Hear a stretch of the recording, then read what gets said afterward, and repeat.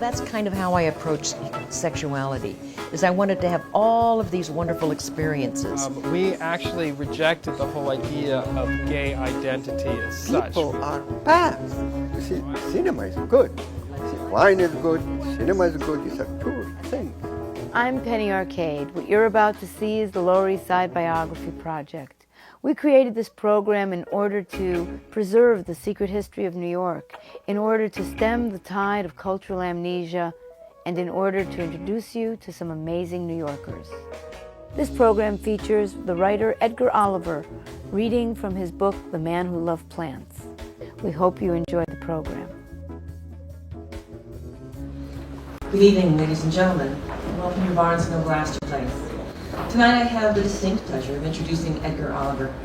Mr. Oliver has put on at least one play every year for the past 15 years at the famous La Mama Theater on East 4th Street. He has performed with Everett Quinton and the Ridiculous Theatrical Company and is a regular cast member of Axis Theater Company, located at 1 Sheridan Square. Mr. Oliver joins us this evening to discuss his first novel, The Man Who Loved Plants. George Dawes Green, author of The Juror and The Caveman's Valentine, has said of the work, "It's Brooklyn filthy and pristine, familiar and breathtakingly original, all at the same time. You won't want to leave." And Penny Arcade has said of the author, he is an enchanted navigator of longing, loss, and memory. We follow his path, strung with jewel-like language, to his strange, compelling, and unique vision. So won't you please join me in welcoming Edgar Oliver.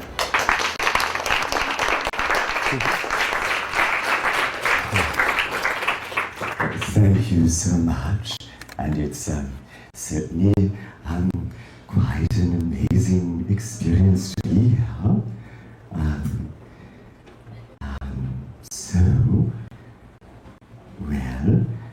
Before I begin, I might want to say a little bit about, what the book is about. No, I don't want to give away the whole plot or anything, but it's about this strange boy who is abandoned under rather odd circumstances in a train station and sits there waiting in the waiting room for a number of years and eventually wanders off into the city and eventually he sees this very beautiful botanist in a greenhouse in the Brooklyn Botanical Gardens. And that's kind of where the main action of the book culminates. But tonight, I'd like to read a chapter that's kind of early on in the book. So, chapter 8.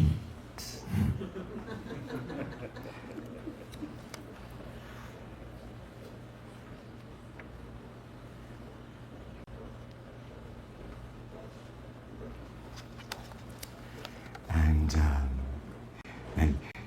while looking this over earlier today, it occurred to me that this chapter certainly reveals my desire for a black mammy. Okay, chapter 8.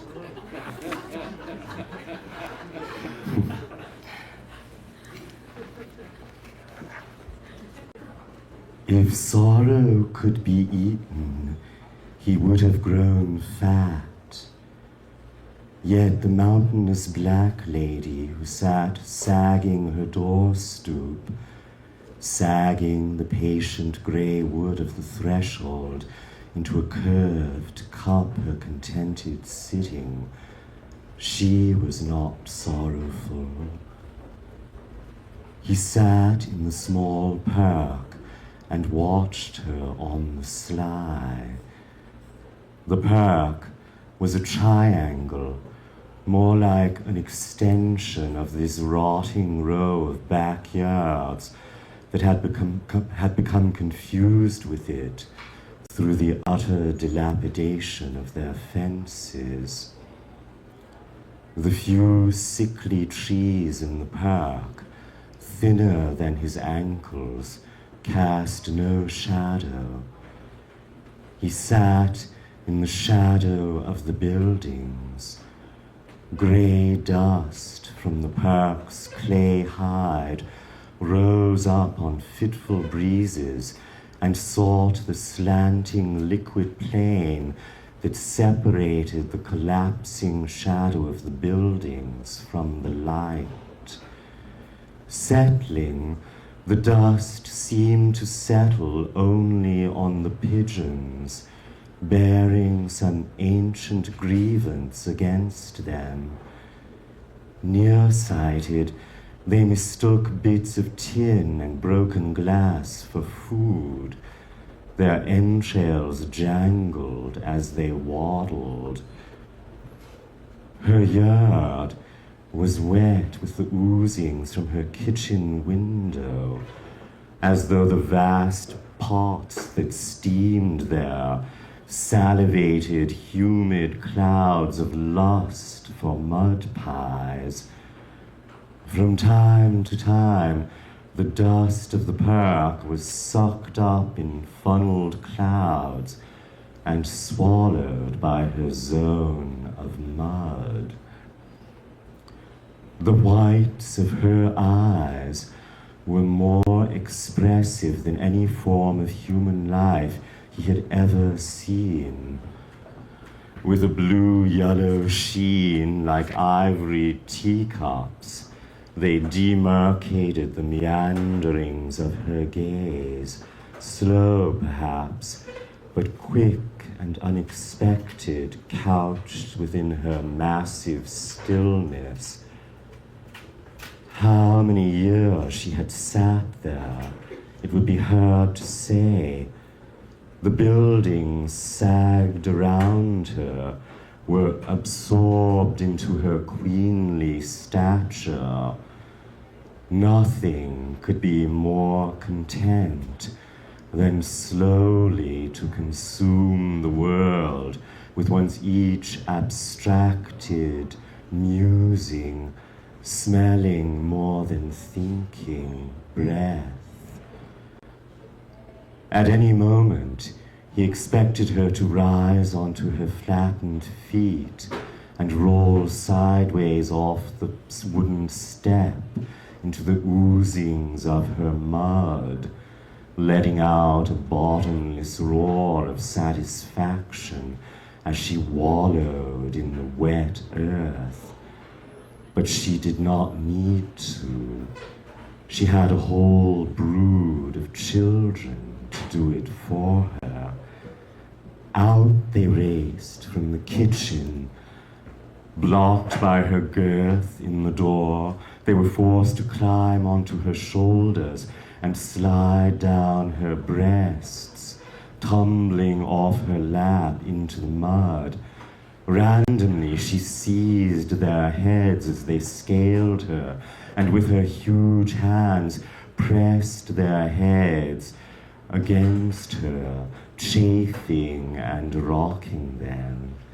They nuzzled against her for a moment, and another dust rose from the chafing of their skins, and a sound almost of slapping dough when her palms cupped them. It was as though they rode the surface of another planet, seized by her gravity. Their legs were thinner than her fingers, and their flesh much darker, as though all the pigment within her had mellowed and dissipated through the years of her vast and ancient burgeoning into stillness. They were sharp and concentrated, with bitter questing movements, malicious in their harryings of one another. Girls and boys alike, they were all of the same tiny stature, frail as though hatched from a single egg. Were they her children or her grandchildren? What could possibly be the generative link between these thin, sprightly creatures and herself? He stood and continued his walk while toying with the idea of asking her if he could live with her and be her servant. But she would not know what to do with a servant, and what words he could say to her he could not figure out. The sky, with the incredible activity of spring, had all of a sudden knitted itself up into huge clouds, each one as big as a mountain. These clouds had not blown up from anywhere, but had amassed themselves out of the nothingness of the sky. The clouds began to grow dark as the neighborhood shifted. He was now on a wide avenue of shops, 10-cent stores, coffee shops, and discount centers, but everything was closed and no one was in sight. It must be Sunday. Suddenly, a huge wind filled the street, and he knew the clouds were lowering. He smelled the approaching rain. He walked into the rain, and it surrounded him. He could go on walking forever, leaning into the wind, eyes almost closed against the rain's lashing. Then a desperate fluttering made him turn his head. Through the rain, in a sheltered zone of shadow, he saw a photograph of a naked man. It hung before his eyes for a second, and then was whipped away by a stream of other pages that turned more quickly than any human hand could turn them, more quickly than they could be seen, cracking like whips in the desperate wind. He stepped under the shelter of a magazine kiosk's awning. He was drawn imperiously by this magazine that hung agonizing in the wind, as though the wind maliciously turned the pages to tempt his eye, whipped them by so fast he could barely see them. His fascination was so overpowering, he did not care if the keeper of the newsstand saw him staring. One glance at her reassured him absolutely. She was obviously blind and had not heard him because of the violence of the rain on the awning. How he knew she was blind he could not have said. Her eyes were hard and bright as billiard balls. They seemed to bear down on him with an absolute recognition too horrible for her to endure if she truly were seeing him. Her lips were slightly parted out from between them, as though gushing directly from the depths of her brain came a harsh, inhuman humming. This humming held no trace of melody, but a compulsive rhythm of silences, of gasps, punctuated it. He knew she thought she was alone, and that if he made the slightest sound, she would stop. At times, the hum would sustain itself for impossible stretches, leaving her no time to gasp in more breath. At these times, her noise became unbearable to him. Liquid madness, spittle and a vomit of her brain gushing from her lips. But he did not dare reveal his presence, and he could not move away, paralyzed by his desire. A hollow sickness invaded his entrails, rooted him before this magazine, agonizing in the wind. He prayed that the wind would not die down, and yet would come more slowly, leave each tantalizing page hung before his eyes, so he could relish it and sicken himself further with desire. One photograph in particular he longed to see again. A muscular and hair-clad man leaned back against a wall, his arms spread out against its rough surface, hands open-palmed, the fingers curled in graceful passivity. In wonderment, he gazed down at his own sex. It flourished silently beneath the rocky curve of his abdomen. Though unaroused, his sex seemed ready to explode with its own vigor, yet it was tender and vulnerable in its sleep. His lips were moistened with a slight smile, as sweet as the smile of a Madonna gazing at the baby Jesus. He longed to see this photograph again, but the glimpses he got of it were briefer and briefer as the magazine was wrenched back and forth by the wind. It hung beyond his reach in the zone of forbidden publications.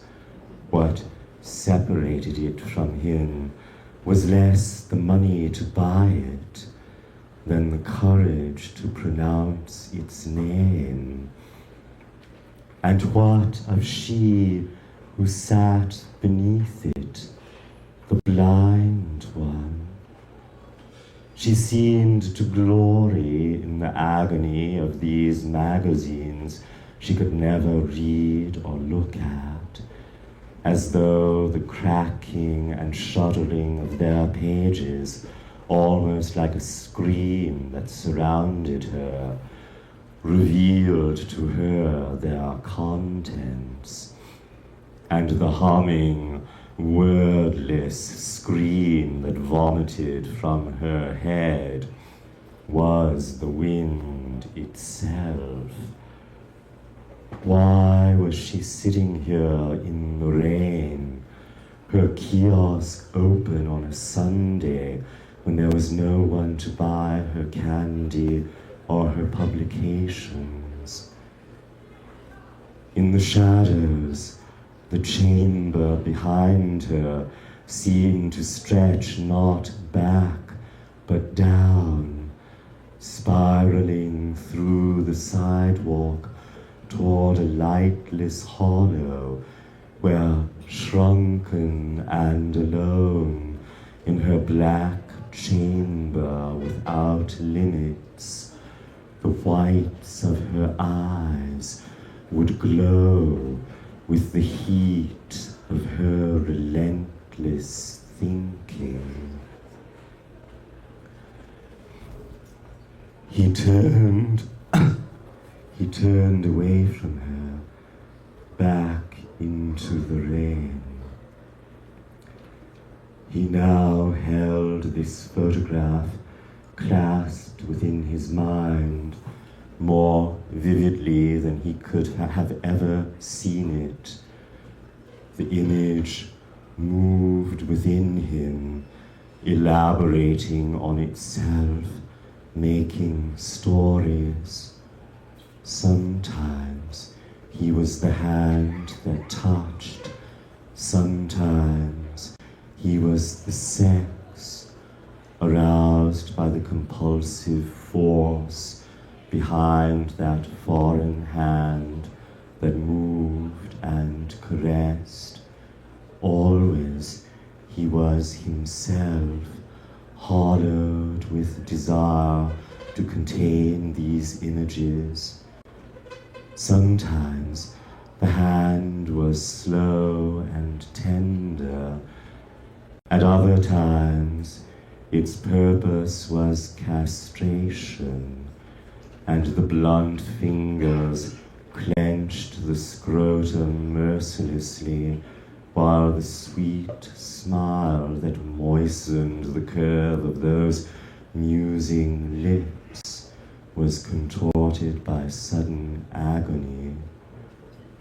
But always the hand moved with desire, and withdrawing as though to obliterate the fact that it had ever touched, left those lowered, half-seen eyes musing over that mystery, that other intelligence at the tropics of the torso, eternally separated as though by time itself from the hunger of those sweet smiling lips.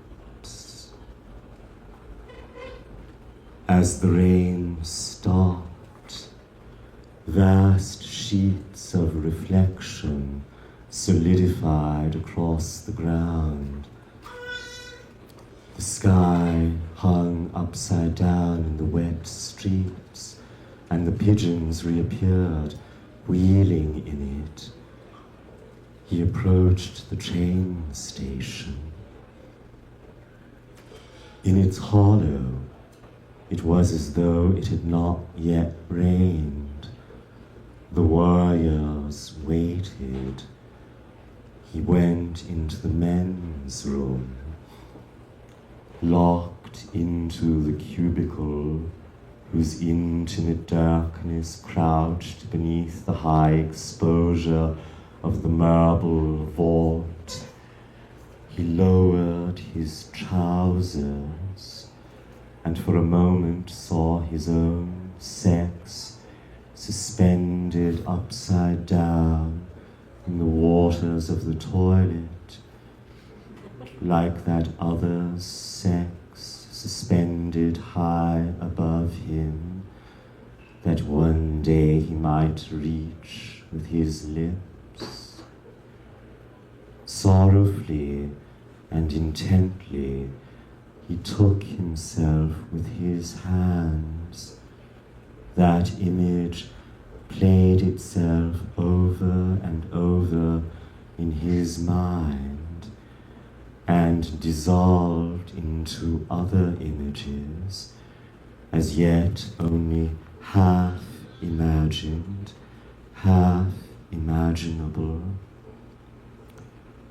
But he saw himself also crouching in a solitude that also crouched, as though for a beheading, intent upon himself, curled back into himself, waiting.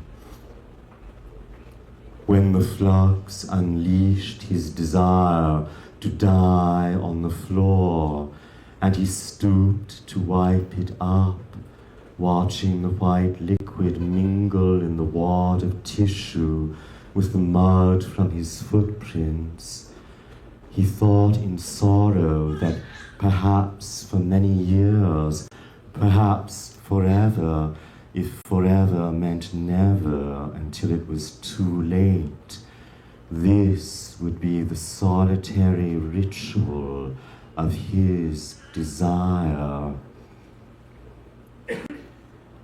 He went to the row of basins and looked in the mirror. He was held fascinated by himself. He saw there a semblance of beauty, yet clouded by his beard, he could not remember his childhood face. The border of his lips was masked so that he could not tell their shape, and if he clasped his beard down with his hand and strained to look at himself 3/4, a horrible vacancy he sensed about his chin hinted at some hidden ugliness. In the sorrow of no desire, the thought came to him that his mouth was a wound, and that hidden beneath his beard was something monstrous he might never have the courage to reveal, though in its unveiling there might be a strange and vengeful glory. He looked in his eyes and saw there the cruelty of all thought, and smiling to himself, was proud to think his smile was cruel. When someone came in, he began to wash his hands as though he had not been standing there very long. As the water hit his fingers, he felt along them tiny, frantic contractions, the death agony of his sperm.